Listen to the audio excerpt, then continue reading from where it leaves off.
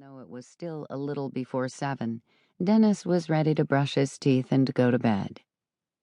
"You do that," Joanna told him, kissing him goodnight. "Daddy will come tuck you in." Out in the kitchen, Tom Hadlock, hat in hand, stood just inside the back door, as if uncertain of his welcome. "Any news?" Joanna asked.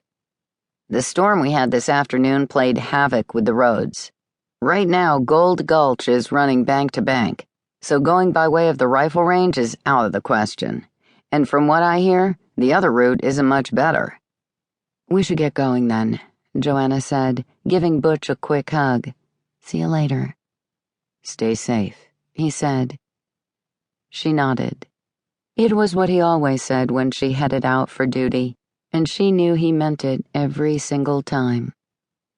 Dusk fell as they drove back toward the highway on High Lonesome Road. There had been enough rain this summer that usually dry washes had been running trickles of water most of the time.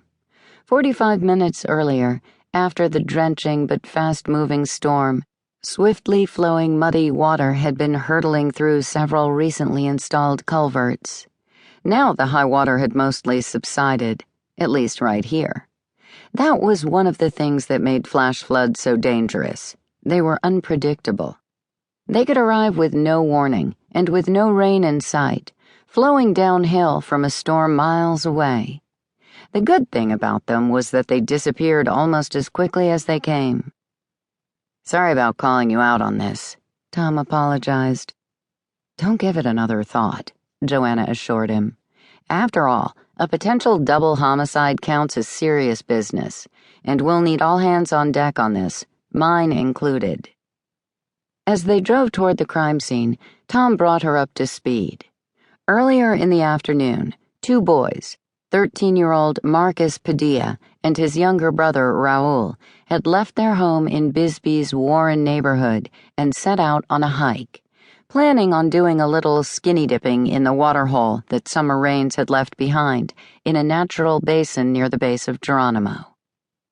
According to Tom, Marcus and Raul had evidently pulled the same stunt several times over the course of the summer, and they were accustomed to having the area all to themselves.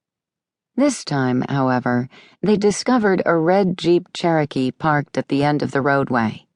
Closer to Geronimo itself and near the waterhole, they had come upon a seemingly deserted campsite that included a tent, bedroll, and camp stove, along with a selection of cooking and eating utensils.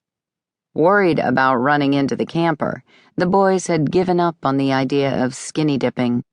They decided to climb the mountain instead, hoping to get up and down before the threatening rainstorm arrived.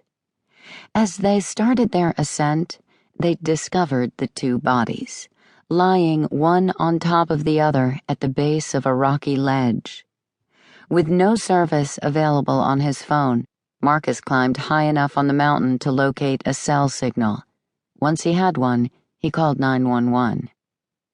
"That was when?" Joanna asked. "About 4, Tom said. "But if the ME just now got there—" "My fault," Tom said.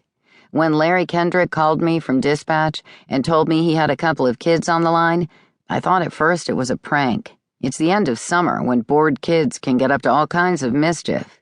So I asked for someone from patrol to drop by and check it out.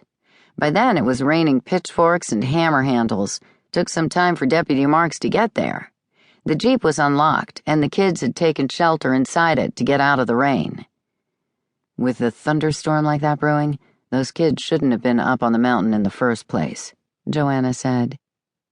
Tom nodded.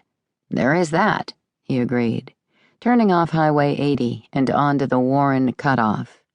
Once in town, they turned a wide left, drove up and over Yuma Trail, and then turned left again onto the dirt track ranch road.